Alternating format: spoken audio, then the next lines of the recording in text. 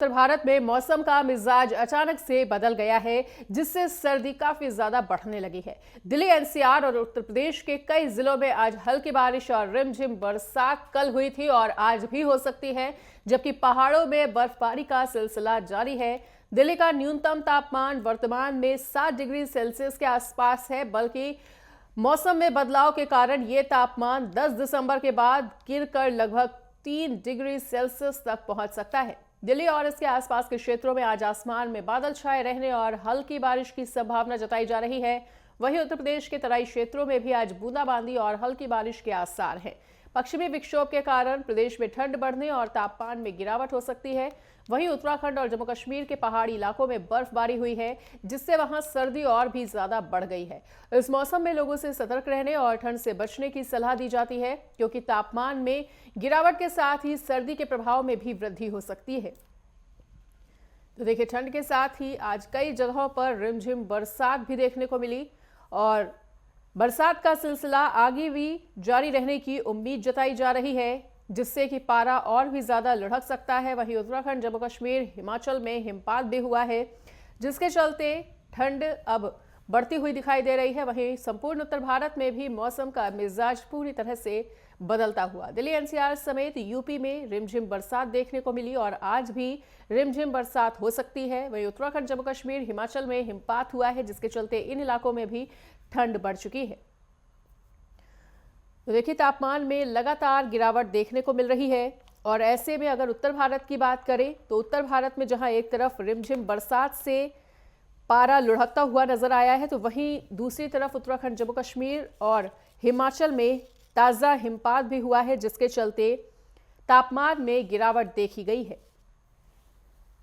तो चाहे उत्तर भारत की बात करें, चाहे उत्तराखंड, हिमाचल की बात करें, जम्मू कश्मीर की बात करें, यहाँ पर भी अब ठंड लगातार बढ़ती हुई दिखाई दे रही है और ऐसे में बर्फबारी और बारिश से ठंड बढ़ती हुई, जिसके चलते लोगों की मुश्किलें अब कुछ ना कुछ बढ़ सकती हैं और डॉक्टरों के द्वारा भी ये सलाह दी जा रही है कि इस मौसम में अपना बेहद ख्याल रखें, क्योंकि बदलता मौसम लोगों को बहुत ज़्यादा परेशान करता है और तबीयत के लिए भी, सेहत के लिए भी बिल्कुल ठीक नहीं है।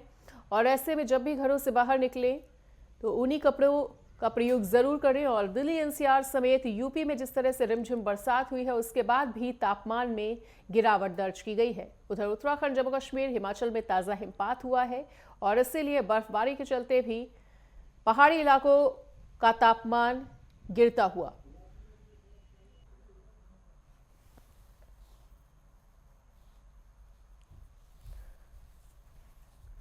तो देखिए, लगातार इस बार सर्दी के मौसम में जिस तरह से दिसंबर के माह में सर्दी पड़नी चाहिए, उतनी सर्दी नहीं पड़ रही थी, जिसके चलते पॉल्यूशन भी काफ़ी ज़्यादा बढ़ता जा रहा था। पर्यावरण पर इसका काफ़ी ज़्यादा प्रतिकूल प्रभाव पड़ रहा था। लेकिन फिलहाल इसी के साथ अब ताज़ा हिमपात और बारिश के चलते तापमान में गिरावट दर्ज की गई है।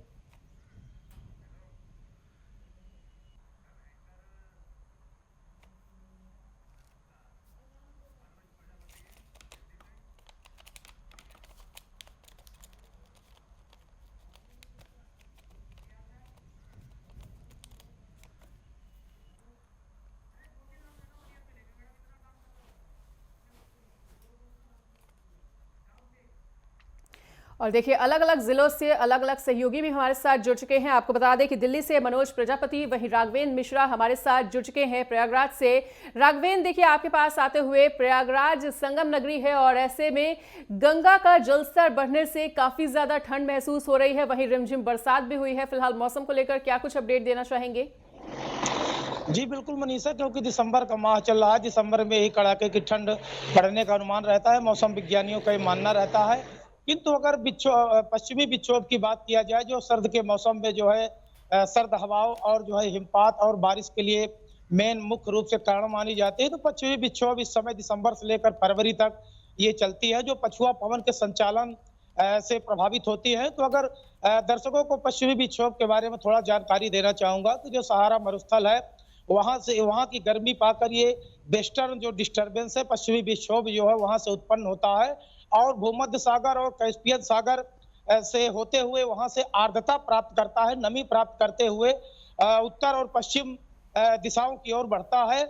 तो यहाँ पर ईरान और अफगानिस्तान से लेकर जो है उत्तर पश्चिम इलाकों में आता है, जिसमें जम्मू कश्मीर, हिमाचल प्रदेश और जो उत्तर भारत के इलाके हैं, उत्तर भारतीय उपमहाद्वीप में आकर जो है ये आर्द्रता प्रदान करता है, नमी प्रदान करता है, शीत हवाओं के लिए जो है मुख्य कारण बनता है। तो जिस प्रकार से दिल्ली एनसीआर में बारिश हुई, वहां का तापमान में गिरावट आई, तो उसी लेवल से जो है पूरा उत्तर भारत की ओर बढ़ता हुआ नजर आ रहा है। तो अगर मैदानी क्षेत्र और जो है पहाड़ी क्षेत्रों की बात किया जाए, तो ये जो पछुआ पवन के संचालन से पश्चिमी विक्षोभ का प्रभाव उत्तर भारत में देखने को मिलता है। तो ये जो है पहाड़ी इलाकों में हिमपात और जो है जो अपना जो इलाका है मैदानी इलाकों में ये भारी जो है बारिश और जो है ठंड का प्रतीक माना जाता है। तो इस समय अगर प्रयागराज की बात किया जाए, गंगा जमुना जो नदियां हैं, नदियों के जो आसपास तटीय इलाके हैं, वो नमी पहले ही बनी रहती है, किंतु इन हवाओं से जो है जो पश्चिमी विक्षोभ की जो हवाएं आई हैं, जो चक्रवाती तूफान इसे कहा जाता है, हालांकि ज्यादा नुकसानदायक नहीं होता है। तो ठंड की अगर बात किया जाए तो जो है दिसंबर के माह में यहाँ पर ठंड का प्रकोप देखने को मिलता है, किंतु प्रयागराज में लगभग 20 दिसंबर तक जो है ये सर्द हवाओं का ज्यादा प्रभाव आता है। इस समय अगर वर्तमान में अगर आज की बात किया जाए, 9 दिसंबर की बात किया जाए, तो कल से ही जो है घने बादल छाए हुए हैं, बूंदाबांदी भी हल्का होने की आसार है, क्योंकि मौसम विभाग का मानना है, एडवाइजरी जारी किया है कि लगभग 2-3 दिनों के अंदर जो है प्रयागराज क्षेत्र में बूंदाबांदी और सर्द की कड़ाके की ठंड पड़ने की संभावना देखी जा रही है। इसीलिए लोगों को एहतियात दिया जा रहा है कि गर्म और ऊनी कपड़े पहन के सुबह शाम चलें, क्योंकि मौसम में बदलाव लगातार आ रहा है, दिन में तापमान और रात में सर्द हवाएं, तो इससे जो है बीमारियों और सेहत के लिए भी ज्यादा नुकसानदेह है। क्योंकि अगर देखा जाए तो 1 दिसंबर को यहाँ का जो AQI था, जो वायु गुणवत्ता था, वो ज्यादा था, 207 के लगभग था, किंतु इधर कल जो 8 दिसंबर को यहाँ का AQI लेवल जो आया है वो लगभग 79 आया है। तो पर्यावरण जो प्रदूषण है इस पर भी काफी जो है राहत मिली है, क्योंकि प्रयागराज का प्रदूषण लेवल 79 आ गया है। तो इन हवाओं से वैश्विक जो ये पश्चिमी विक्षोभ की हवाएं हैं जो सर्दी का कारण बनती हैं। और ये एक चीज और बता देना चाहता हूं कि ये जो हवाएं ज्यादा नुकसानदेह नहीं होती हैं, ये रबी की फसलों के लिए भी फायदेमंद होती है, क्योंकि गेहूं की बुवाई भी इस समय चलती है। तो इनका जो है आना जो है पश्चिमी विक्षोभ की जो सर्द हवाएं, जो चक्रवाती तूफान है, इनका आना जो है किसानों के लिए भी लाभदायक माना जाता है, क्योंकि ठंड के सीजन में ही रबी की फसलें ज्यादा से ज्यादा जो है उगाई जा सकती हैं। तो ठंड का कहर जो है लगभग 1 हफ्ते बाद प्रयागराज में देखने को मिलेगा। लगभग 20 दिसंबर से यहाँ पर ठंड का प्रकोप देखने को मिलता है। तो इसीलिए जो है सर्दी का जो है प्रकोप लगभग 1 हफ्ते से शुरू हो जाएगा। इसलिए लोगों को एहतियात बरतने के लिए मौसम विभाग ने एडवाइजरी जारी की है। जी मनीषा। ठीक है प्रशांत, मनोज आप सभी के पास आएंगे और अलग अलग जिलों का अपडेट भी आपसे लेंगे। फिलहाल सभी लोग बने रहिए हमारे साथ। यहाँ पर रुकेंगे एक छोटे से ब्रेक के लिए। ब्रेक के बाद स्वागत है और लगातार चर्चा चल रही है मौसम के बदलते मिजाज की। अलग अलग जिलों से अलग अलग सहयोगी भी लगातार बने हुए हैं। अयोध्या से हमारे साथ हमारे ब्यूरो चीफ प्रशांत शुक्ला का रुख करना चाहेंगे। प्रशांत, अयोध्या में किस तरह से मौसम में बदलाव देखने को मिला है? क्या वहां पर भी बारिश हो रही है? और आने जाने वाले जो श्रद्धालु हैं उनके लिए इस बढ़ती सर्दी को देखते हुए क्या कुछ व्यवस्थाएं अयोध्या में होती हुई? जी बिल्कुल मनीषा जी, मैं आपको बताना चाहूंगा कि अगर अयोध्या की बात की जाए तो वेदर जो डेवलपमेंट के द्वारा बताया गया है कि मौसम विभाग द्वारा बताया गया है कि जो कल बूंदाबारिश होने के आसार जताए जा रहे थे, पर अभी अयोध्या में कल से ठंड के आसार देखने को मिल रहे हैं। लोग यहाँ पे जो वूलन कपड़े हैं, ठंड के कपड़े हैं, वो पहनना शुरू कर दिए हैं। कई करीबन 10-15 दिन पहले से सब चीजें कर दी थे। और अगर बात की जाए मनीषा जी आज का, तो आज करीब अयोध्या में अभी धूप निकली हुई है, ऐसी अभी ज्यादा ठंड नहीं है।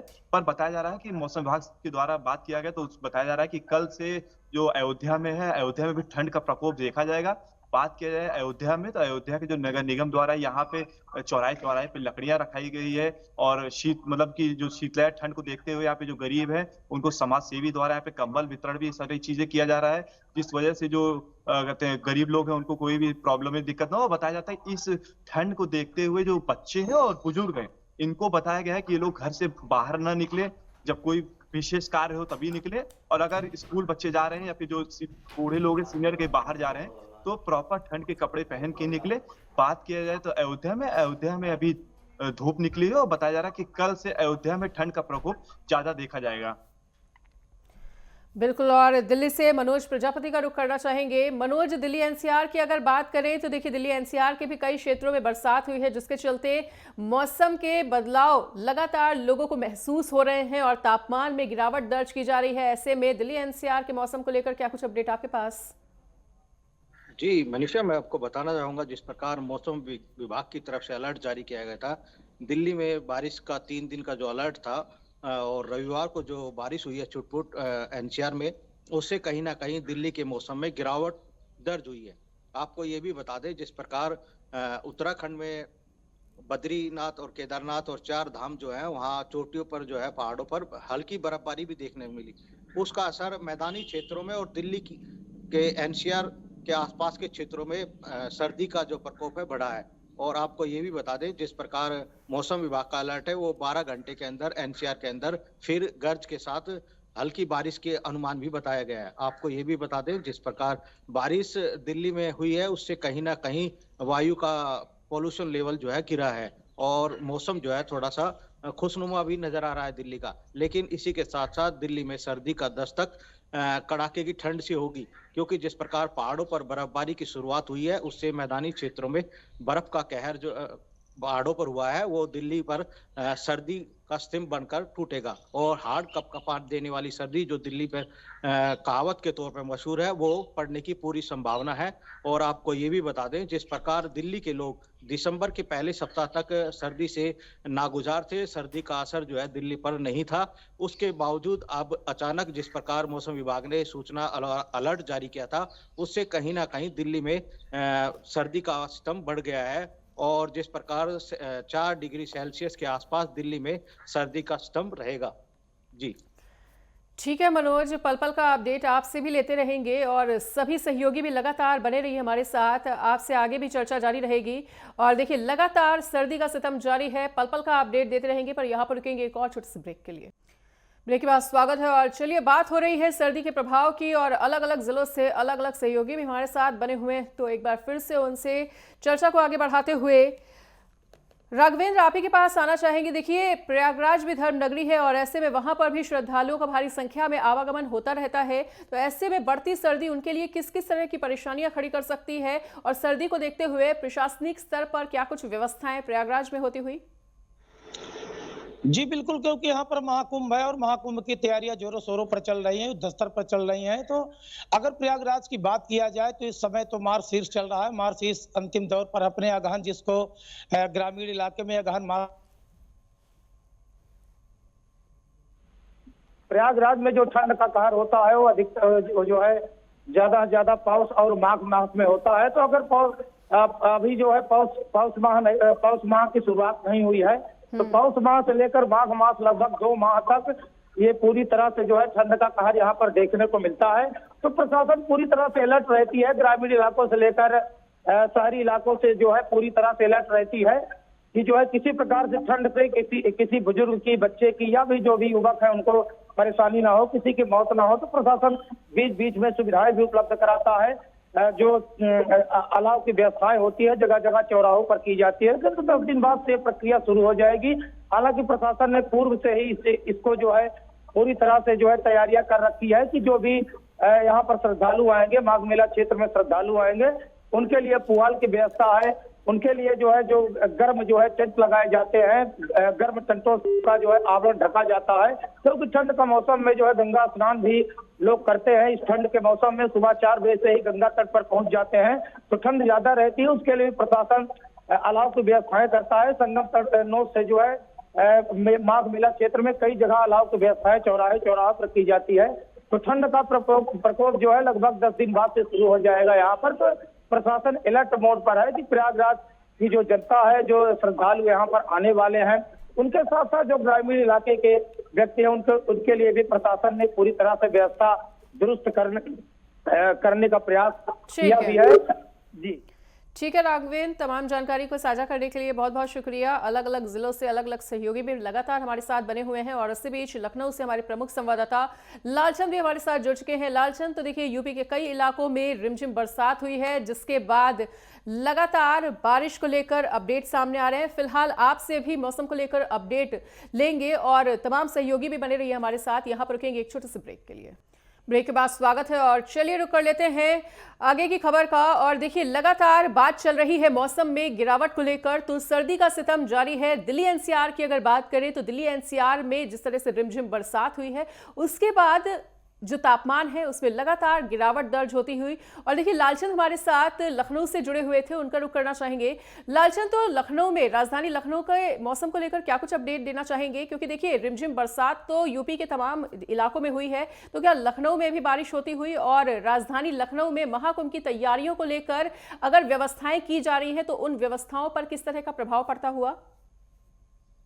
देखिए मनीषा, आपको बता दूं कि जिस तरीके से उत्तर प्रदेश में मौसम विभाग ने जहां कई इलाकों में बारिश के जो है होने का अनुमान जारी किया है और कई इलाकों में सुबह बूंदाबांदी देखने को मिली है, लेकिन राजधानी लखनऊ में इस तरीके की अभी स्थिति नहीं देखने को मिल रही है। लेकिन हाँ, ये जरूर कहा जा सकता है कि जो बादलों की आवाजाही है वो दिखाई दे रहा है। मौसम हल्का ठंड हुआ है पिछले दिनों के हिसाब से, और इसके साथ ही धूप हल्की हल्की निकल रही है, लेकिन बादलों की आवाजाही के बीच कहीं ना कहीं लुका छिपी सूर्य देवता यहाँ पर करते हुए दिखाई दे रहे हैं। और यही वजह है कि हल्की हवा भी चल रही है। ऐसे में मौसम में कहीं ना कहीं जो ठंड है वो यहाँ पर बढ़ती हुई दिखाई दे रही है, क्योंकि जिस तरीके से मौसम विभाग ने अनुमान लगाया था कि आने वाले समय में कहीं ना कहीं मौसम में गिरावट देखने को मिलेगी। इसके साथ ही जो बूंदाबांदी है वो हो सकती है। और ऐसे में कहीं ना कहीं जो अभी तक ठंडी नहीं पड़ रही थी मनीषा, आपने देखा होगा कि पूरा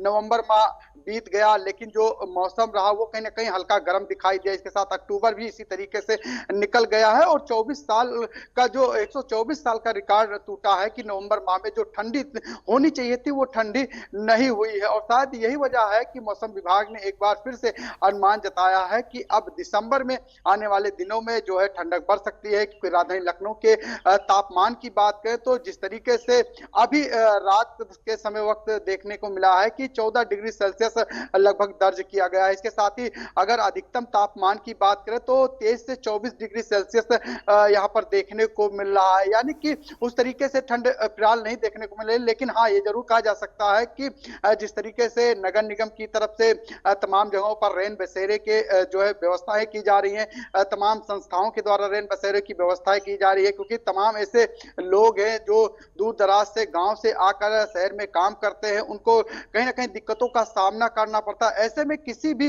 व्यक्ति की ठंड से मौत ना हो, इसको लेकर पहले से ही सरकार की तरफ से दिशा निर्देश दिए जाते हैं। इसके साथ ही जिला प्रशासन की बात करें या नगर निगम की बात करें, वो भी यहाँ पर व्यवस्थाएं करता हुआ दिखाई देता है। स्वास्थ्य विभाग जो है स्वास्थ्य व्यवस्था को लेकर यहाँ पे व्यवस्था करता हुआ दिखाई दे रहा है।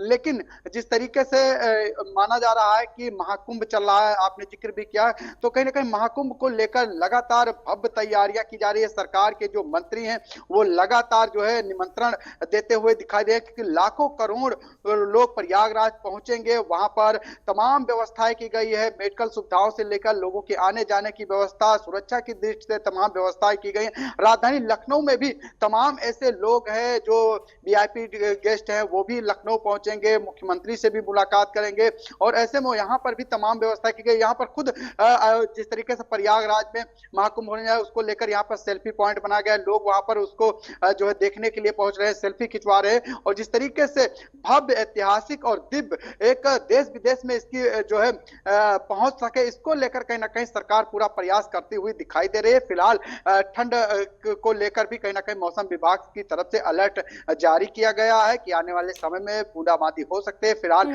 ठंडी हवाओं ने कहीं ना कहीं लोगों को हल्के ठंड जरूर महसूस करा रही है। जी ठीक है, तो सभी सहयोगियों का जानकारी देने के लिए बहुत बहुत शुक्रिया। तो देखिए, सर्दी का सितम लगातार उत्तर भारत में देखने को मिल रहा है और उत्तर भारत के साथ ही जम्मू कश्मीर में भी देखने को मिल रहा है।